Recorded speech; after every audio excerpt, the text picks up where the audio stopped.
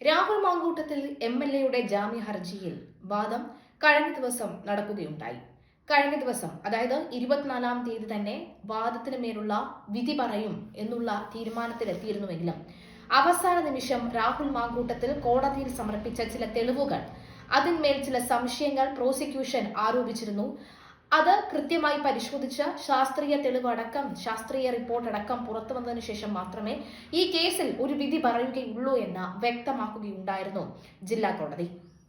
പത്തനംതിട്ട ജില്ലാ കോടതിയിലാണ് ഈ കാര്യങ്ങളൊക്കെ തന്നെ ഇപ്പോൾ നടന്നുകൊണ്ടിരിക്കുന്നത്. ഏതായാലും ഈ പറയുന്ന വോയിസ് ക്ലിപ്പുകൾ, അതായത് പരാതിക്കാരിയും രാഹുൽ മാങ്കൂട്ടവും തമ്മിലുള്ള ഈ വോയിസ് ക്ലിപ്പിലെല്ലാം തന്നെ വ്യക്തമായി മനസ്സിലാകുന്നത് രാഹുൽ മാങ്കൂട്ടത്തിലും പരാതിക്കാരിയും തമ്മിൽ സൗഹൃദത്തിലായിരുന്നു. അവർ പരസ്പരം അറിയാമായിരുന്നു, നല്ല ആഴത്തിലുള്ള അറിവ് ഇവർ തമ്മിൽ പരസ്പരം ഉണ്ടായിരുന്നു എന്ന് തെളിയിക്കുന്ന തരത്തിലുള്ള വോയിസ് ക്ലിപ്പാണ് അതെന്നാണ് അഡ്വക്കേറ്റ് ശാസ്തമംഗലം അജിത്തുമായി ബന്ധപ്പെട്ട ചിലർ പുറത്തു പറയുന്ന വിവരം. കോടതി മുറിക്കകത്ത്, അടച്ചിട്ട കോടതി മുറിയിലാണ് ഓരോ മണിക്കൂർ വീതം വാദപ്രതിവാദങ്ങൾ നടന്നത്. ഈ വോയിസ് ക്ലിപ്പ് അവസാന മണിക്കൂറിലാണ് ഈ വോയിസ് ക്ലിപ്പ് കോടതിയിൽ ഹാജരാക്കുന്നത്. അതുകൊണ്ട് തന്നെയാണ് പരാതിക്കാരിക്ക് വേണ്ടി ഹാജരായ പ്രോസിക്യൂഷന്റെ സംശയം മുന്നോട്ട് വെച്ചത്. പ്രോസിക്യൂഷന്റെ സംശയം സാധൂകരിക്കാൻ ഉത്തരവാദിത്തം കോടതിക്കുണ്ട്. അതുകൊണ്ട് തന്നെയാണ് ശാസ്ത്രീയ പരിശോധനയ്ക്ക് നമുക്കിത് അയക്കാം എന്നൊരു തീരുമാനത്തിലേക്ക് കോടതി എത്തുന്നത്. അതിന്റെ റിപ്പോർട്ടുകൾ വരും ദിവസങ്ങളിൽ മാത്രമേ ലഭിക്കുകയുള്ളൂ. ഇപ്പോൾ 3 ദിവസത്തെ കോടതി അവധിയാണ്. ശേഷം ചൊവ്വാഴ്ച വീണ്ടും കോടതി തുടരും.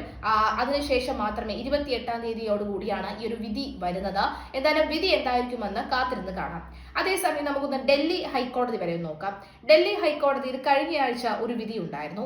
ആ വിധിയിൽ, അല്ലെങ്കിൽ FIR പൂർണ്ണമായി റദ്ദാക്കുന്ന ഒരു കേസ് അന്ന് കോടതിയിൽ നടന്നത് മറ്റൊന്നുമല്ല, ഉഭയകക്ഷി സമ്മതപ്രകാരം രണ്ടുപേരും സുഹൃത്തുക്കളാണ്, രണ്ടുപേരും ഉഭയകക്ഷി സമ്മതപ്രകാരം ലൈംഗിക വീഴ്ചയിൽ ഏർപ്പെടുകയും പിന്നീട് നാളുകൾക്ക് ശേഷം യുവതി പരാതിയുമായി വരികയാണ്. ആ യുവാവിനെതിരെ പരാതിയുമായി വരികയാണ്.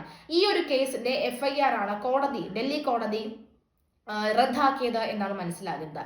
ഡൽഹി കോടതി റദ്ദാക്കിയതിന്, അതായത് അതിനെ ലൈംഗിക അതിക്രമമായി കണക്കാക്കാൻ കഴിയില്ല എന്നും പരസ്പരം അംഗീകാരത്തോടു കൂടിയുള്ള ലൈംഗിക വീഴ്ചയെ അതൊരു അതിക്രമമായി കണക്കാക്കാൻ കഴിയില്ല, പീഡനത്തിന്റെ ഒപ്പം വരില്ല, പീഡനത്തിന്റെ ആ ഒരു ഇതിൽ വരില്ല എന്നാണ് ഹൈക്കോടതി പറയുന്നത്. അതുകൊണ്ട് തന്നെ ആ FIR ഹൈക്കോടതി പൂർണ്ണമായി റദ്ദാക്കുന്ന സാഹചര്യം ഉണ്ടായിരുന്നു ഡൽഹി ഹൈക്കോടതി. ആ ഒരു കേസ് കൂടി സമാനമാണോ 2 കേസുകൾ എന്ന് കൂടി പരിശോധിച്ച്, ഒരു പക്ഷേ സമാനമാണെന്നുണ്ടെങ്കിൽ, നമുക്കിപ്പോൾ ഒറ്റ വരിയിൽ പറയുമ്പോൾ സമാനം നിറഞ്ഞ കേസായി നമുക്ക് തോന്നാമെങ്കിലും കോടതിയിലേക്ക് വരുമ്പോൾ ഒറ്റ വരിയിൽ നമുക്ക് നിർത്താൻ കഴിയില്ല. കോടതിയിലേക്ക് വരുമ്പോൾ ആഴ്ന്നിറങ്ങി പരിശോധന നടത്തും. ആ 2 കേസുകളും ഒന്നാണെന്നുണ്ടെങ്കിൽ സമാനമായ വിധി, അതായത് ഡൽഹി ഹൈക്കോടതിയിൽ ഉണ്ടായ സമാനമായ വിധി ഇങ്ങ് പത്തനംതിട്ട ജില്ലാ കോടതിയിൽ ഉണ്ടാകുമോ എന്ന് കാത്തിരുന്ന് കാണാം.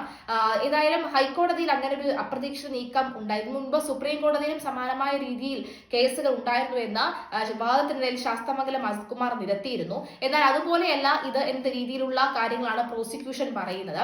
മാത്രമല്ല, ഫെനി നയനാന്റെ ഒരു മൊഴിയും ഫെനി നയനാൻ നൽകിയ തെളിവുകളും ഒരുപക്ഷെ പരാതിക്കാരിക്കെതിരെ വരാനുള്ള സാധ്യതയും ഉണ്ട് എന്നാണ് മനസ്സിലാകുന്നത്.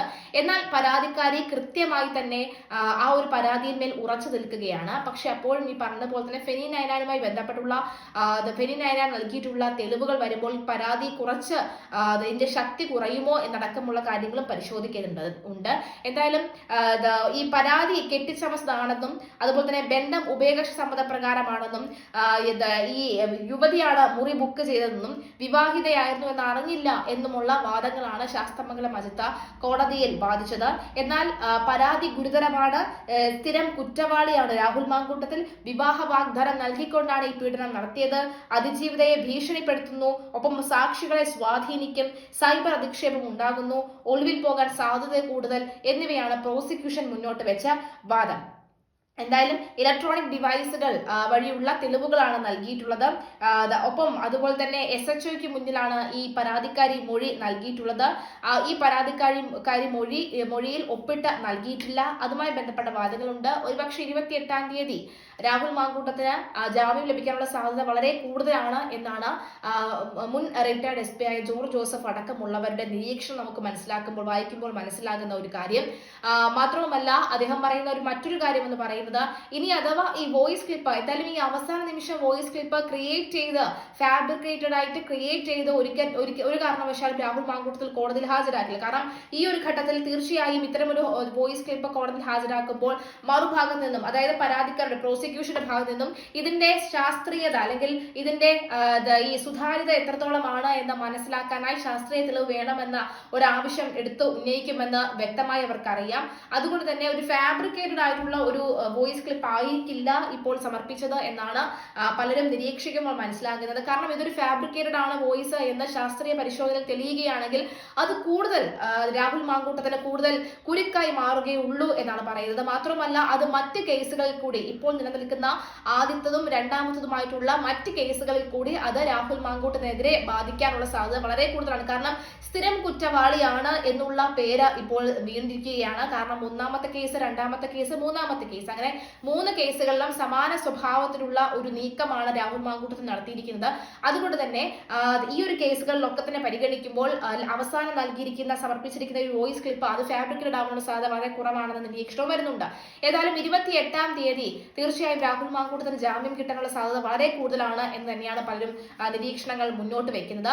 തീർച്ചയായും ഡൽഹി ഹൈക്കോടതിയിലെ ഈ ഒരു കേസ്, അതിൽ FIR റദ്ദാക്കിയ ഈ ഒരു കേസ് അത് കോടതിയിൽ പരാമർശം നടക്കുമുള്ള കാര്യങ്ങൾ കാത്തിരുന്ന് കാണാം. ഏതായാലും റിട്ടയർഡ് SP ജോർജ് ജോസഫ് സാറിന്റെ ഒരു പ്രധാനപ്പെട്ട ആ ഒരു നിരീക്ഷണം നമുക്കൊന്ന് കേൾക്കാം. എന്നാൽ സുപ്രധാനമായ ഒരു വിധി ശാസ്ത്രമംഗലം അജിത്തിൻ്റെ വാദഗതികളെ അനുബന്ധിച്ച് അതേ രീതിയിൽ തന്നെയുള്ള ഒരു വിധി വന്നിരിക്കുന്നു ഡൽഹി സുപ്രീം കോടതിയിൽ. കഴിഞ്ഞ ദിവസം അവിടെ ഇതുപോലെ റേപ്പ് ചെയ്തു എന്ന് പറഞ്ഞ് ആരോപിച്ച ഒരു കേസിൻ്റെ FIR ഡൽഹി ഹൈക്കോടതി ക്വാഷ് ചെയ്ത് കളഞ്ഞു, റദ്ദ് ചെയ്തു എന്നുള്ളതാണ്.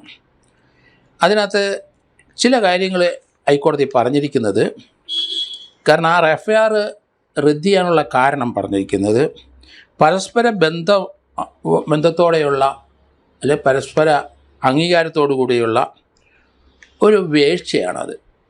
ആ കേസിനകത്ത് അങ്ങനെയാണ്. അത് റേപ്പിൻ്റെ പരിധി വരില്ല, ലൈംഗിക അതിക്രമം ആയിട്ട് പരിഗണിക്കാൻ കഴിയില്ല. രണ്ടുപേരും സുഹൃത്തുക്കളാണ്, അടുപ്പമാണ്, പരസ്പര സഹകരണത്തോടെയാണ് അവർ എല്ലാ കാര്യവും ചെയ്യുന്നത്, പെരുമാറുന്നത്.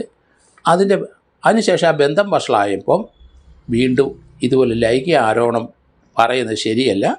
പരസ്പര ബന്ധത്തോടെയുള്ള ബന്ധം തകരുമ്പോൾ അതൊരു പീഡനമായിട്ട് കൊണ്ടുവരുന്നത് ശരിയല്ല എന്ന് പറഞ്ഞിട്ടാണ് FIR ക്വാഷ് ചെയ്ത് കളഞ്ഞത്, FIR റദ്ദ് ചെയ്തു. അതുതന്നെയാണ് ഇവിടെ നടന്നത്. അതുകൊണ്ട് രാഹുൽ മാങ്കൂട്ടത്തിന് തീർച്ചയായിട്ടും ആ FIRൻ്റെ ബലത്തിൽ റിമാൻഡ് ചെയ്യാൻ കഴിയില്ല. അവരുടെ മൊഴിയുടെ FISൻ്റെ ബലത്തിൽ